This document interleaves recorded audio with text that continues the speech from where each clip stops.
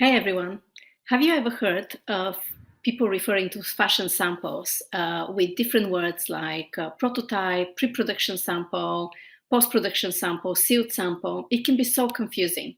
So today's video, we are talking about the different types of sampling used in the industry and why you need them.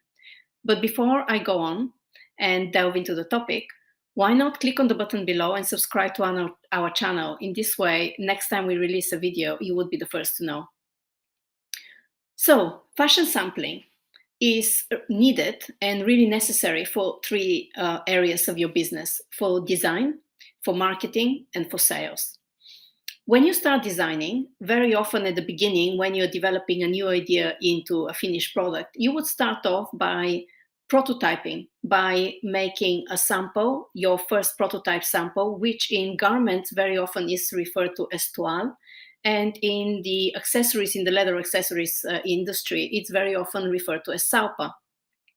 The purpose of this initial prototype sample is to test your idea, just to get the overall dimensions and transfer that drawing into a 3D sample. So therefore it's called prototype. It very often is made out of material that is similar to the end material that you'll be using, but is nowhere near. It's just a cheap material. Sometimes even paper is used for making prototyping samples of bags. It's just a cheap material just to get that initial idea of what the product will look like. Once you have prototyped your idea, you move on to making a first sample. A first sample would be the first sample of your idea made in a material that is as close as possible, if not the actual material, of what your end product will be. Now, this is where, now that you have prototyped and you kind of know that the dimensions work of your product, this is where you start layering on the details and you start getting your design that was designed on paper made into a 3D product that will be as close as possible to what you had envisaged and what you have in mind. The process of sampling between your idea and the end product may involve just one sample. It might be just the one sample that you need before you make a final sample, or you may have multiple and many. It really depends on your design. It depends on the challenges you face while you're executing your idea. And it also depends on how often and how much you change your mind. Designers often, as they see the idea develop into a product, start tweaking and playing with certain elements, removing, adding, changing dimensions, etc. And in the sampling process, very often, if you don't think of these things in advance, you would end up having to make lots and lots of new samples. Now, once you have your sample ready and you're happy with it, you would make something called final sample. Final sample is really important because it serves as the template for your manufacturing. If you're using this sample for manufacturing, basically you would actually even call it in the industry, final sample is very often called sealed sample. And this would be the sample that production has to match to. Really, in reality, a lot of big brands, once they seal a sample and they say, this is the sealed sample, this is the final sample, this is how we want production to be, they would not accept anything that does not match to that sample. Once you have a final sample, some brands make multiples of final samples because they need a sample to go to a few press appointments and show to the press. They need a sample to be photographed in advance of the production so that they can prepare the marketing materials. And also sometimes some of the bigger brands who have agent networks, they would make multiples of the final sample in order to send it to trade shows, to their agents, and be able to start the selling process. So you need sample as part of the design process, as we saw, to get the idea into a final sample. And you need a sample for marketing purposes, for PR, for photography, etc.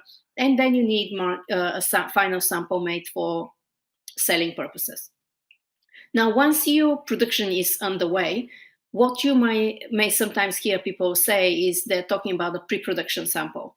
And very often that would be a sample that is taken from the production. So the production is happening, but you ask the factory to make one item in advance, finished, to send you, to just make sure that they're on the right track, that they know what to do, that the end production will be matching your sealed sample. And very often that is the case if perhaps it's you're making a production of a product that you have made before, but you've just changed a certain element, or you have changed the main material, or you have changed certain detailing, and you don't want to resample everything, but you just want one sample in advance made just to make sure that everything is the way it should be. Sometimes if big brands who have big production of literally telephone number orders, they might request the factory to do a size sampling, which means that if you are offering sizes 8 till 14 or 38 till 42, etc., you would ask the factory to make a selection, one sample of every single size in order to make sure that the fit is right, especially if it's a new product which you haven't tested before, you've just graded the pattern. You want to make a sample for every single size and just make sure that the fit is well, that all the samples across all the sizes are executed in the same way. Occasionally also, it is not very often when you're a small brand, but when you work for bigger brands or when you deal with bigger brands, you might sometimes also hear them talk about a ship sample. And that would be one sample from the production that is sent to you, packed and packaged and folded and presented in a way that it would be shipped to your warehouse. So if you are working within a company that has a buying office or a design office, and that is removed from the warehouse, it's further away from the warehouse, you don't have perhaps your own shop, so you don't get the stock that is incoming to the business, you might ask the factory to send you one ship sample so that you make sure that the sample is, or the production rather, is shipped in the right way to the warehouse, folded and packaged properly, so that when the warehouse then starts preparing to ship to either customers or to the retail stores, the product will not get damaged in transit. So these really are the different types of sampling you might hear people speak of, and the different types of sampling you as a business, whether you're small, just starting out, or whether you're a big business, you most likely need in order to make your idea into a finished product, in order to market it, and finally to sell it and generate orders in order to reach the production stage. But of course, if you're just starting out, the most important sample you need is your final sample. The most important process of the sampling is getting that idea to final sample that will be good enough for you to build a business upon. So if anything, if you have any questions relating to this video, comment below. Leave me the question. I will make sure that I see it and I answer you. And otherwise, if you have any need any help with understanding more the manufacturing process or the development process or how to price your product or anything about how to build your business, get in touch with us and we'll help you. Thank you for watching. And again, subscribe below and so that you can get notification of our next video. Thank you.